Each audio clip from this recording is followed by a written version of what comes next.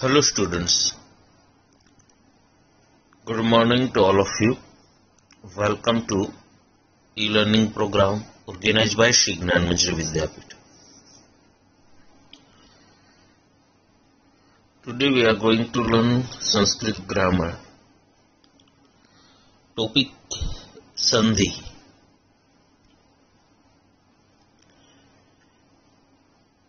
Grammar का topic हम संधि पढ़ रहे थे। हमने संधि में देखा था कि 3 संधि है, स्वर संधि, व्यंजन संधि और विसर्ग संधि। उसमें से 2 संधि, स्वर संधि और व्यंजन संधि, ये हमने सीख ली है। एक बार व्यंजन संधि का फिर से हम रिवीजन कर ले, बाद में नेक्स्ट विसर्ग संधि पढ़ेंगे।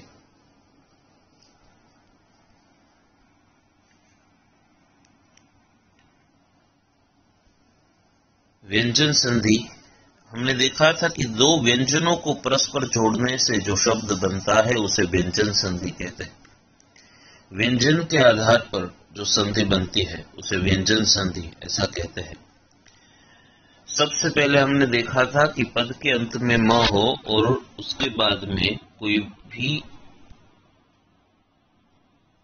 व्यंजन हो तो म का अनुस्वार होता है। देखा था देवम प्लस वंदे, यहाँ पे म है, पद के अंत में सामवे व्यंजन है व, तो यहाँ पे व का म का अनुस्वार हो गया।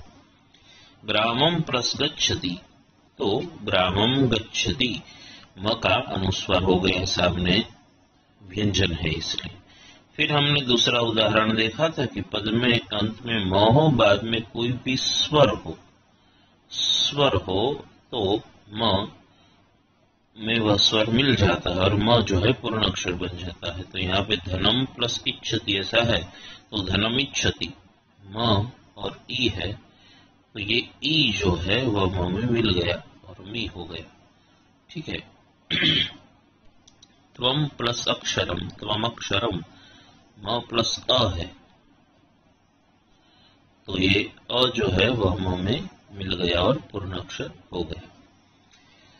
फिर देखा था अनुनासिक, गायणानाम,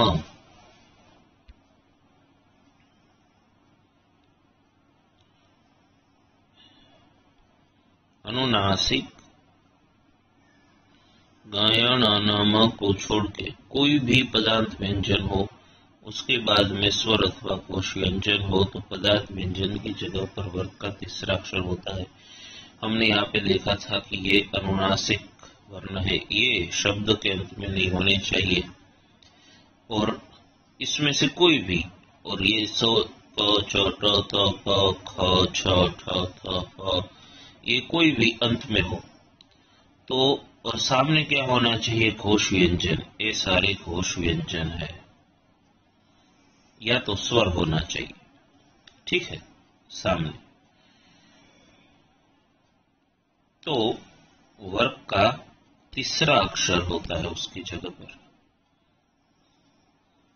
ये तीसरा अक्षर है वर्ग का।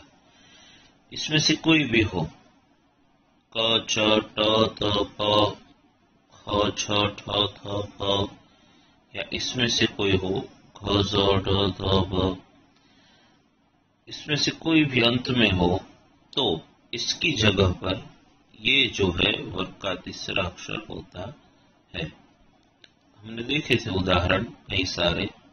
वनात् प्लस वनम, यहाँ पे जो कंडीशन दी गई है वही कंडीशन है, तो त है, सामने व है कोश व्यंजन, तो उसका हमने द कर दिया।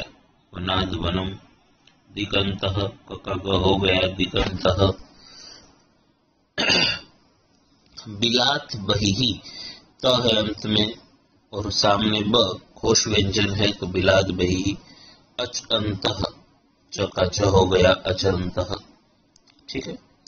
अब पद के अंत में त हो और उसके बाद में च या छ हो तो त का क्या हो जाता है, च हो जाता है। तो यावत प्लस चक्रम, यहाँ पे त है और सामने छ है, तो त का च हो गया यावत चक्रम।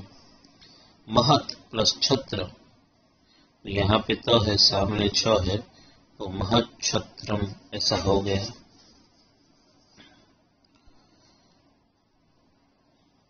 फिर पद के अंत में आए हुए त के बाद में ज या ज हो, ज या ज हो तो त का ज होता है। तत् जयः, त का ज हो जाएगा तज्जयः। ठीक है। उत प्लस ज्वलः, तो त का ज हो गया, इसलिए यहाँ पे हो गया ज्वलः।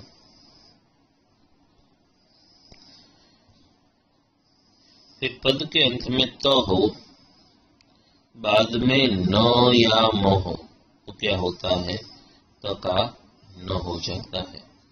तत् प्लस निशम्य तन्निशम्य, ऐसा हुआ। तत् प्लस मयः तन्मयः। बाद में पद के अंत में आए हुए त के बाद में ल हो, तो त का ल होता है।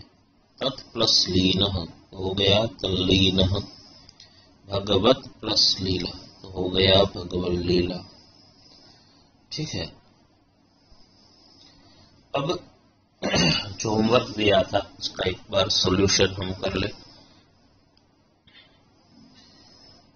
सबसे पहला वर्ड था लोहाद भिन्नम,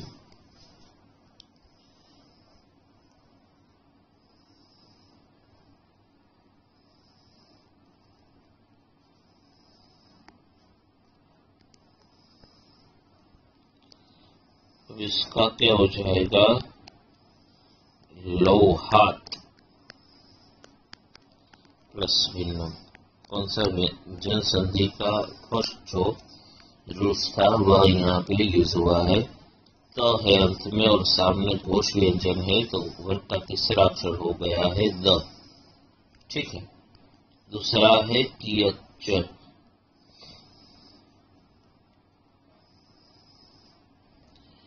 कियत प्लस च। कौन सा नियम यूज हुआ, तो हुआ कि पद के अंत में त हो और सामने च हो, यावत चक्रम वाला जो हमने एग्जाम्पल देखा।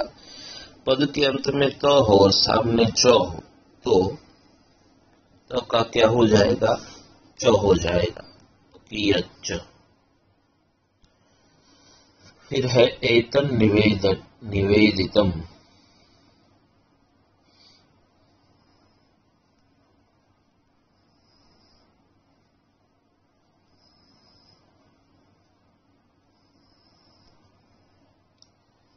क्या है,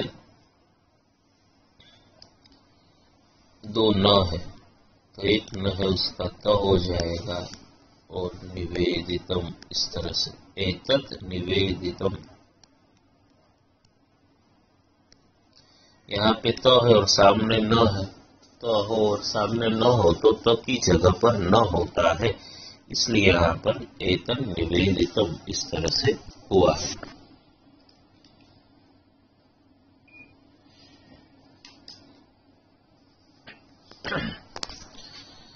अब चौथा वर्ड है कदाचिदपि, तो इसका होगा कदाचित प्लस अपि।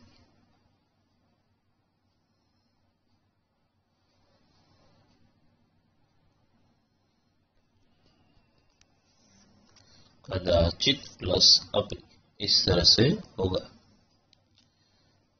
यहाँ पे त है और सामने स्वर है, तो त का वर्ग का तीसरा अक्षर द होगा और अंत में है न चापी, तो उसकी संधि सीधी सादी है, न च प्लस अपि, स्वर संधि में से है। ठीक है। अब हम जो आगे की संधि है विसर्ग संधि वह देखते हैं। विसर्ग संधि है पदांत में विसर्ग के बाद में स्वर हो या व्यंजन को ध्यान में रखकर की हुई संधि को विसर्ग संधि कहते हैं। अब शब्द के अंत में हमने देखा कि स्वर होना चाहिए और सामने स्वर होना चाहिए, तो स्वर संधि हुई। व्यंजन संधि है, दोनों व्यंजन हो आमने सामने तो हुई व्यंजन संधि।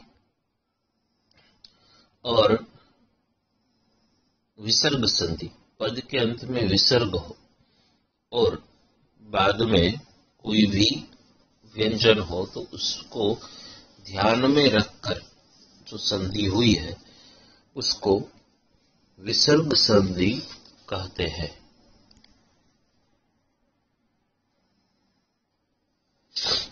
देखते हैं। अब एक तो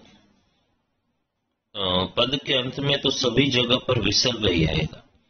यहाँ पे जो अलग अलग आता था उसकी जगह पे यहाँ पे तो विसर्ग आएगा। अब सामने जो है उसके आधार पर विसर्ग का क्या होगा वह हमको देखना है। कई जगह पे विसर्ग का स होता है, श होता है, विसर्ग का ओ हो जाता है, तो वह सामने जो है उसके आधार पर ये विसर्ग का कुछ भी होगा। लेकिन यहाँ पे तो विसर्ग ही होगा। अलग अलग जैसे थे स्वर हो तो अलग अ आता है, कभी ई आता है, तो व्यंजन हो तो त आता है, द आता है, ऐसा नहीं। ठीक है, यहाँ पे विसर्ग होगा और सामने जो है उसके आधार पर हमको विसर्ग संधि देखनी है। अब सबसे पहले विसर्ग के बाद में पद के अंत में विसर्ग हो और विसर्ग के बाद में च या छ आए तो विसर्ग का क्या हो जाता है, श। यह जो है तालव्य श। ठीक है, तालव्य जो श है यह श हो जाता है। च या छ सामने हो तब अच्छी तरह से याद रखें। पद के अंत में क्या होना चाहिए, विसर्ग। जैसे कि मृगः, यहाँ ये दो डोट है, यह विसर्ग दिया हुआ है और सामने क्या होना चाहिए, च या छ, तो यहाँ पे च है तो विसर्ग का क्या हो जाता है, ये जो दो विसर्ग है इसका क्या हो जाता है, श हो जाता है। क्या, श, विसर्ग का श हो जाता है। तो अब यहाँ पे है मृगः प्लस चरति, ऐसा है तो यह विसर्ग है, उसके स्थान पर हम क्या कर देंगे, श, मृगश्चरति। यह हो गया श, लेकिन इसको हम लिखते हैं इस तरह से। जब इसको आधा भी लिख सकते हैं,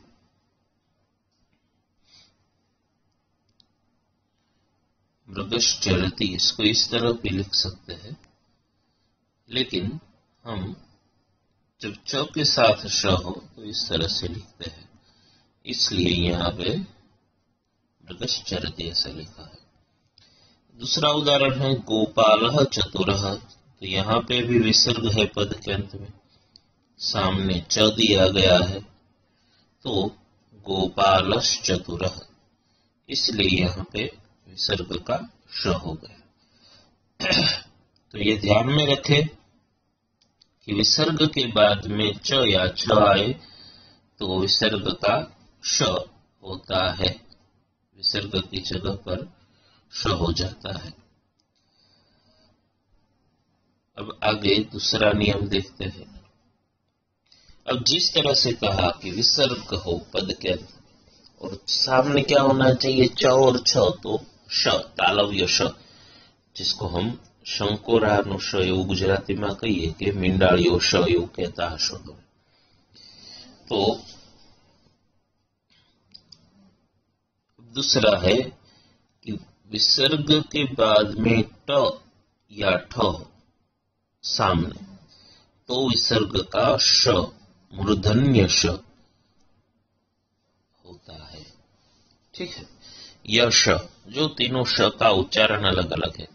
स, जो दंत्य दांत को जीभ का स्पर्श होता है, स। फिर तालु, दांत से ऊपर का जो भाग है, श, श।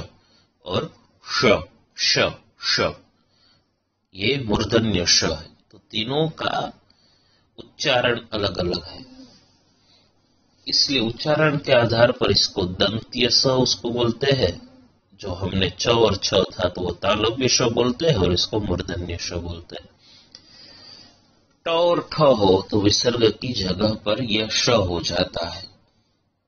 जिस तरह से यहाँ पे है धनु प्लस टंकार, यह विसर्ग है और यहाँ पे ट है, इसलिए यहाँ पे ये विसर्ग का मूर्धन्य श हुआ है और हो गया धनुष्टंकार। विसर्ग की जगह पर हमने कर दिया, यहाँ जो विसर्ग है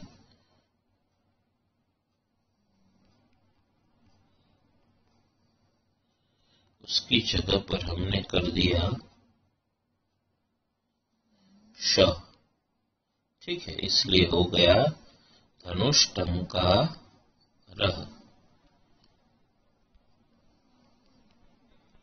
अब दूसरा है सुग्नः ठाकुरः, तो ये है और यहाँ विसर्ग है सामने, ट या ठ होना चाहिए, तो यहाँ पे ठ है, इसलिए विसर्ग का हो गया स, हो गया सुग्नः ठाकुरः।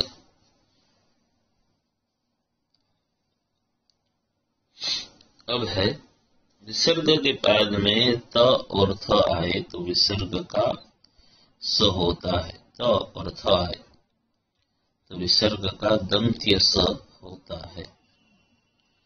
गंगायाः प्लस तीरे, तो विसर्ग की जगह पर क्या होगा, ये दंत्य स। ठीक है, गंगायास्तीरे। ततः प्लस तस्य, ये विसर्ग है और सामने त है, इसलिए स हो जाएगा। ततः तस्य होगा ततस्तस्य। ठीक है, फिर से एक बार ये जो नियम है वह देख ले।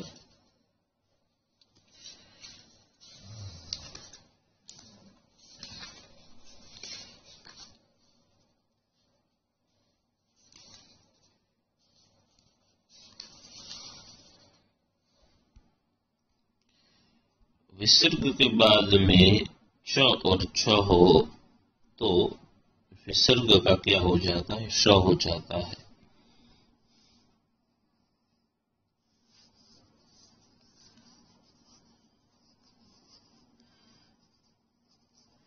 अब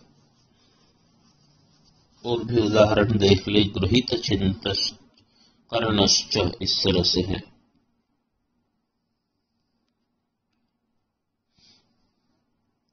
तो यहाँ पे श है तो संधि अलग क्या होगी, कर्णः प्लस च। यहाँ विसर्ग है और यहाँ च है तो विसर्ग का क्या हो जाएगा, श हो जाएगा। कर्णश्च हुआ। गृहीत चिंतश्च,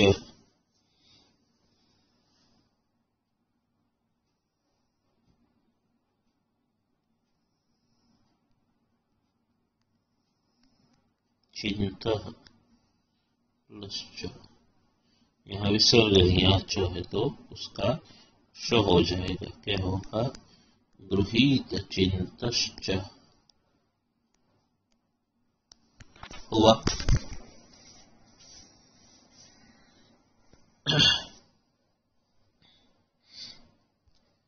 फिर देखा था कि विसर्ग के बाद में ट या ठ हो तो विसर्ग का क्या होता है, श हो जाता है। देखा धनु प्लस टंकारः तो हुआ धनुष्टंकारः। फिर हमने देखा सुगनः प्लस ठाकुरः तो हुआ सुगनश ठाकुरः। तो इस तरह से विसर्ग हो और विसर्ग के बाद में ट या ठ हो तो विसर्ग की जगह पर श मूर्धन्य श जो है वह होता है। उसके बाद में है लिखा विसर्ग के बाद में त या थ हो तो विसर्ग की जगह पर स हो जाता है। ततस्ते, ततः, प्लस्ते तो विसर्ग का स हो जाएगा ततस्ते।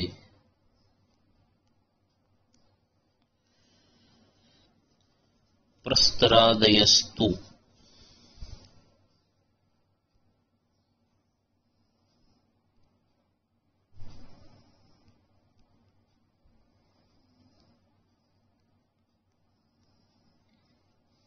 इस तरह से है तो प्रस्तरादयः प्लस्तु हो गया प्रस्तरादयस्तु।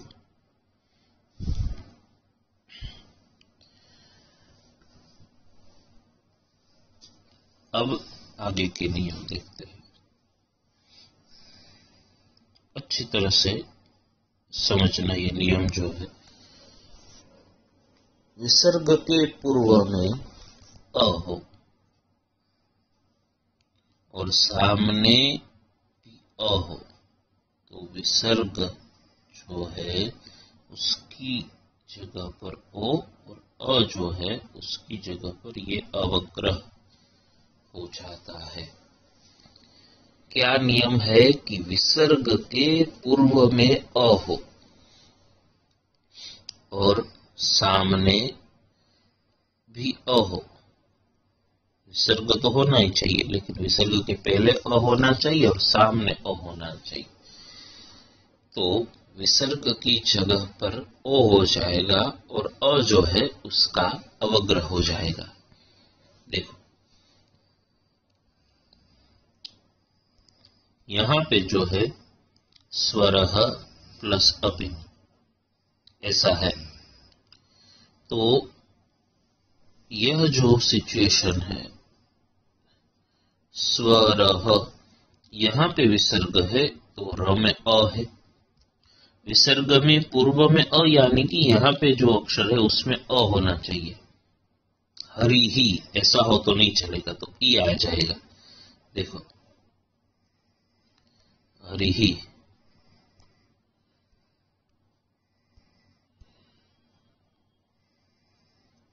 हरि ही तो यहां पे ई है, ये नहीं चलेगा। ठीक है, हरि ही ऐसा हो तो ये नहीं चलेगा, अ होना चाहिए। तो यहाँ पे स्वरः पूर्व में अ है और सामने भी अ है अपि, तो क्या हो जाएगा, यह जो विसर्ग है उसकी जगह पर ओ स्वरो और सामने जो अ है, यहाँ कहा कि सामने जो अ है उसकी जगह पर अवग्रह हो जाएगा, यानी कि इस तरह से एस साइलेंट अ है स्वरोपी, इस तरह से उसका उच्चारण होता है स्वरोपी। स्वरोपी इस तरह से उच्चारण होता है।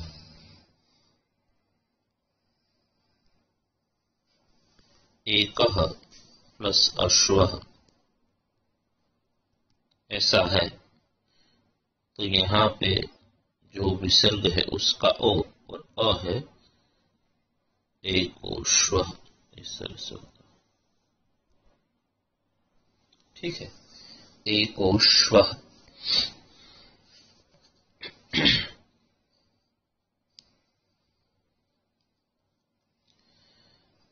दूसरे उदाहरण देखते हैं, बोधः प्लस अपि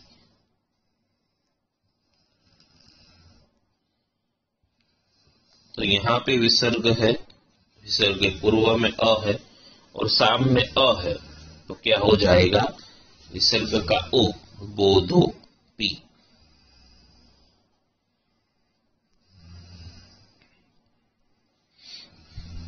ठीक है। अब ऐसा है अपूर्वोयम, तो विसर्ग संधि का ये मुख्य नियम और इसके उदाहरण भी बहुत पूछे जाते हैं। इसलिए जब संधि अलग करनी हो तो ये नियम के आधार पर बहुत ही सरल होता है। देखो इस तरह से अवग्रह हो, अपूर्वोयम, अवग्रह जब हो तो यहाँ पे जो अपूर्व ओ होता है उसका विसर्ग कर देने का, अपूर्वः, सामने अ कर देना, बाद में जो है वो लिख देना अयम, अपूर्वः प्लस अयम।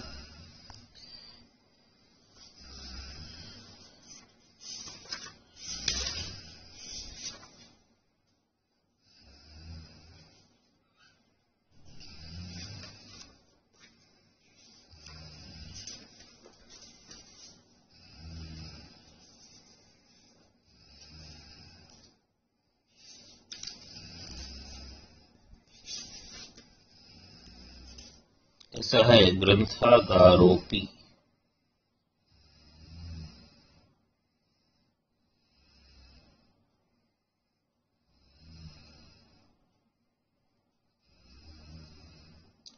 ठीक है। तो यहाँ पे विसर्ग और ये जो है इसका अ, तो संधि अलग हो जाएगी, ग्रंथागार, इसका विसर्ग हो गया और इसका अ हो गया, अपि हो गया ग्रंथागार प्लस अपि, तो हो जाएगा ग्रंथागारोपि।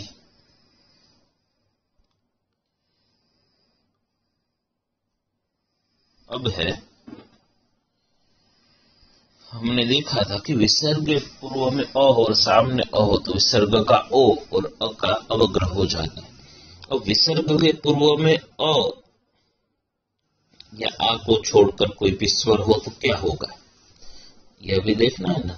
सब जगह पे अ नहीं होता, मैंने उदाहरण दिया था कि हरि ही है तो उसमें अ नहीं है, तो आगे का नियम है अ या आ को छोड़कर कोई भी स्वर हो और सामने क्या होना चाहिए, स्वर या घोष व्यंजन, स्वर या घोष व्यंजन। घोष व्यंजन हमने व्यंजन संधि के पहले नियम में देखे थे कि वर्ग के तीसरे, चौथे और पांचवें जो अक्षर होते हैं वह सभी घोष व्यंजन किए कहे जाते हैं। तो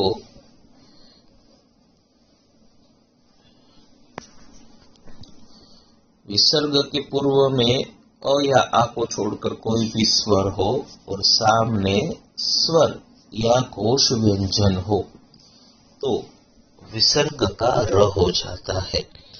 अभी देखो यहाँ पे है हरि ही, तो ई है विसर्ग के पूर्व में, अ या आ नहीं है, ठीक है। और सामने है जब, जो कि वर्ग का तीसरा अक्षर है यानी कि वह घोष व्यंजन है, तो विसर्ग की जगह पर हो जाएगा रेफ, र आधा, हरिर जयति, इस तरह से। लेकिन हम वह आधा र होता है उसको ऊपर रेफ की तरह लिखते हैं, इसलिए यहाँ पे हरिर जयति ऐसा हुआ। अब है दूसरा तेहि उत्तम, दो बातें कही है, स्वर होना चाहिए या घोष व्यंजन होना चाहिए, तो यहाँ पे स्वर है, इसलिए जो विसर्ग है वह विसर्ग की जगह पर र हो जाएगा, तैर उत्तम।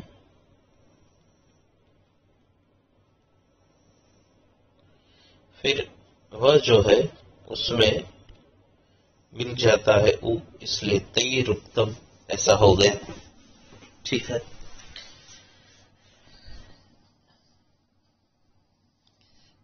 दूसरे उदाहरण देखते हैं। कीर्तिः प्लस मया, कीर्तिः प्लस मया, इस तरह से है तो विसर्ग का क्या हो जाएगा? र। जो कंडीशन दी गई है वह यहाँ पे है। ठीक है, विसर्ग के पूर्व में अ या आ को छोड़कर कोई भी होना चाहिए तो ई है, और सामने घोष व्यंजन होना चाहिए तो म जो है वह घोष व्यंजन भी है, कीर्तिर्मया। दूसरा देखते हैं, कीर्तिः प्लस अपि,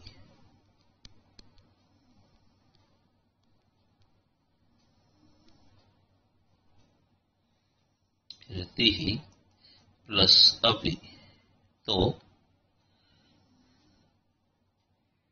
विसर्ग है, विसर्ग के पूर्व में अ है, स्वर है, तो भी विसर्ग का र हो जाएगा कीर्तिरपि। र विसर्ग का र आधा होता है और सामने जो भी स्वर है वह उसमें मिल जाएगा। ठीक है, पशुः पशुरेव, इस तरह से है पशुरेव। तो यह जो विसर्ग है, यह जो र है उसकी जगह पर विसर्ग हो जाएगा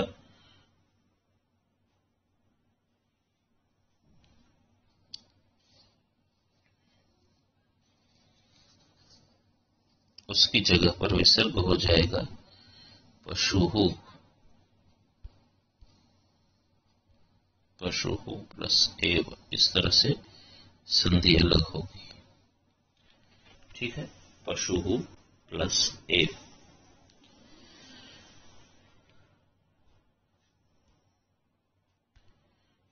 फिर से विसर्ग संधि के जो नियम है वह देख लेते हैं। कहा कि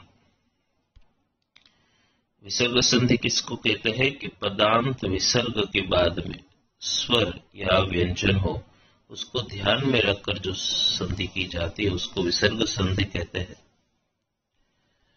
सबसे पहले हमने देखा था कि विसर्ग के बाद में च या च हो तो श हो जाता है।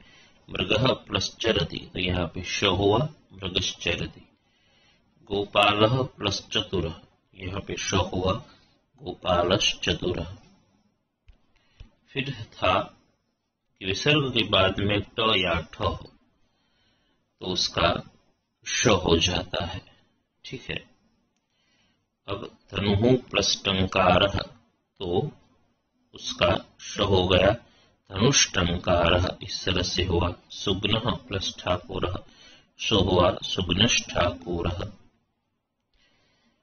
विसर्ग के बाद में त या थ हो तो विसर्ग का क्या हो जाता है? स हो जाता है, इसलिए यहाँ पे हुआ गंगायास्तीरे। फिर हुआ ततः प्लस तस्य, तो वहां पे विसर्ग का स हो गया ततस्तस्य। फिर है कि विसर्ग के पूर्व में अ हो और सामने भी अ हो तो विसर्ग का ओ और अ जो है उसकी जगह पर अवग्रह हो जाएगा। तो यहाँ पे था स्वरः प्लस अपि, विसर्ग पूर्व में अ है और सामने भी अ है तो उसका ओ हो गया और सामने अ था, उसकी जगह पर हमने अवग्रह कर दिया, इसलिए हो गया स्वरोपि। एकः प्लस अश्वः, तो हो गया एकोश्वः।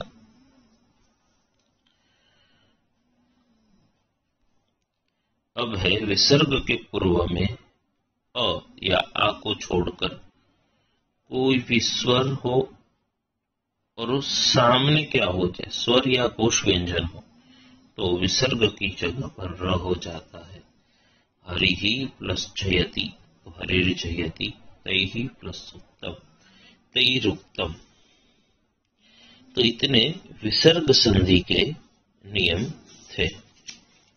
ठीक है, अभी हम इसके आधार पर ये स्वर संधि, व्यंजन संधि और विसर्ग संधि हुई, जिसके नियम तो और भी है, लेकिन हमारे सिलेबस में जितने जरूरी नियम है वह सब हमने सीख लिए।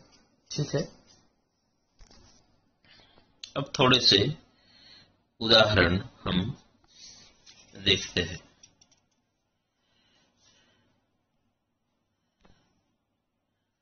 देखो यहाँ पे एक नियम,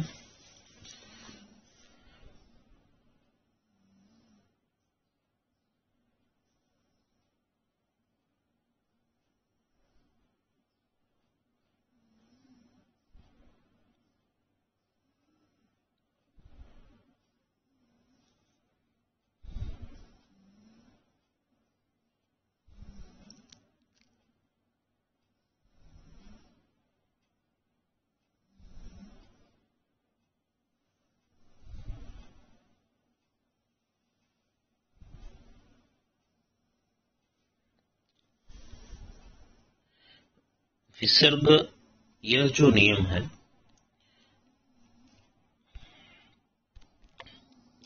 विसर्ग पूर्व में अ हो और सामने अ हो तो उसका अवग्रह और ओ हो जाता है। लेकिन सामने कोई भी व्यंजन हो,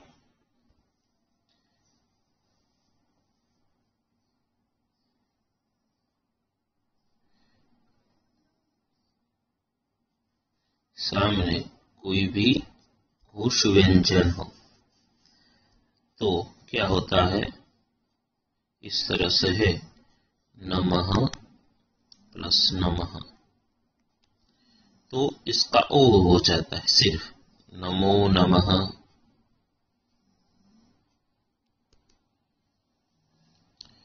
सर्वः जनः, इस तरह से है तो इसका ओ हो जाता है सर्वो जनः, हो जाएगा सर्वो जनः। सामने अ हो तो अ का अवग्रह हो जाएगा, लेकिन सामने अ न हो, कोई भी व्यंजन हो तो उसका ओ हो जाता है विसर्ग का। यह भी बात ध्यान में रखें। अब ये सब के आधार पर हम थोड़े उदाहरण देखते हैं। जो भी नियम देखे, स्वर संधि, व्यंजन संधि और विसर्ग संधि, उसके आधार पर। अब यहां पे है धनिकोपि,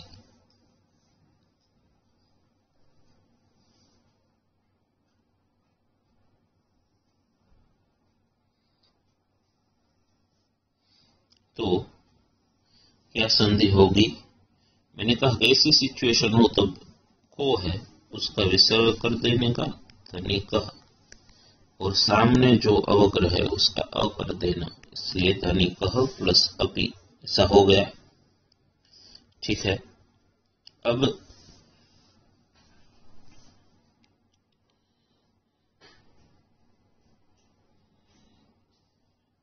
ऐसा है कि लुब्धो वर्तते,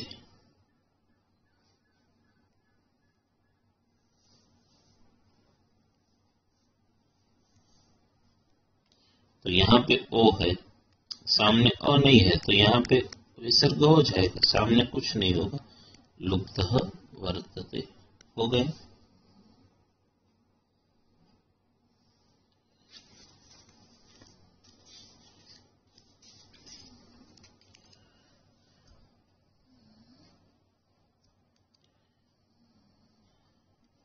अब है गति ही प्लस त्वम,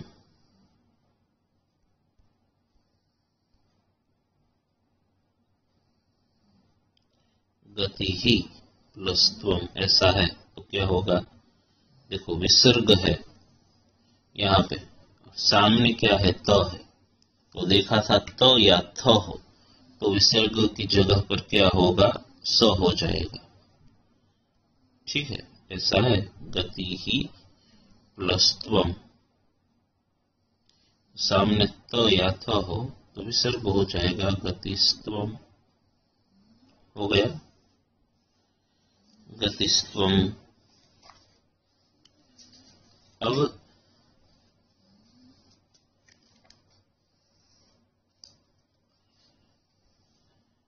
मनुष्याश्चेति।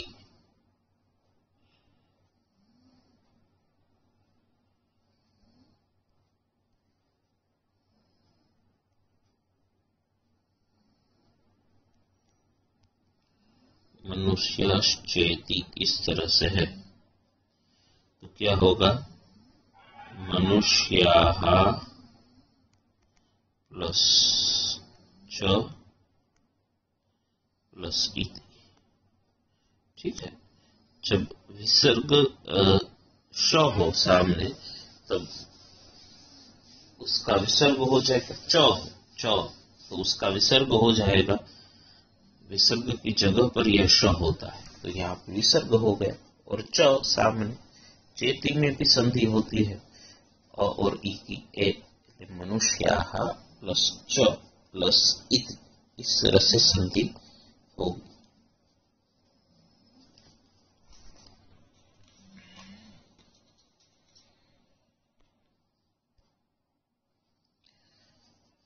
अब इस तरह से ये संधि जो पूछी जाती है सिंपल है।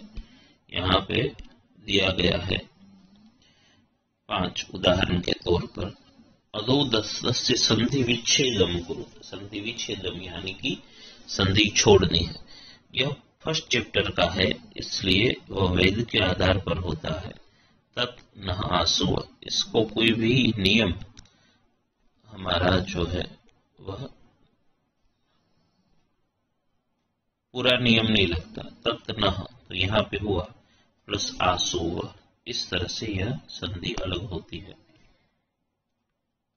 फिर है महाभूताः तथा प्लसेव, संधि युक्तम पदम लिखत, संधि जोड़नी है।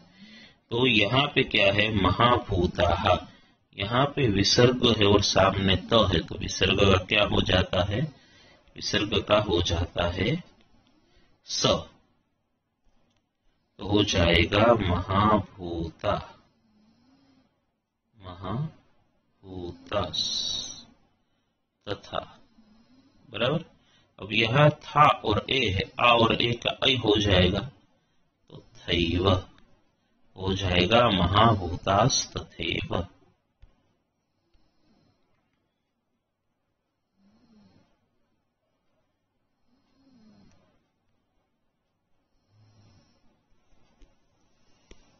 ठीक है, अब है अधोदत्तस्य संधि विच्छेदम कुरुत अपूर्वोयम। तो ऐसा जब हो तो पहले विसर्ग कर देने का अपूर्वः, बाद में अ कर देने का अयम हो गया। अपेयम अस्ति, सबसे पहला व्यंजन संधि का जो नियम था कि म हो उसके बाद में अ हो तो वह म मिल जाता है। अपेय, अपेयमस्ति, इस तरह से हो गया। ठीक है, फिर है अपवर्ग प्रदास्तु। अपवर्ग प्रदाह प्लस तु,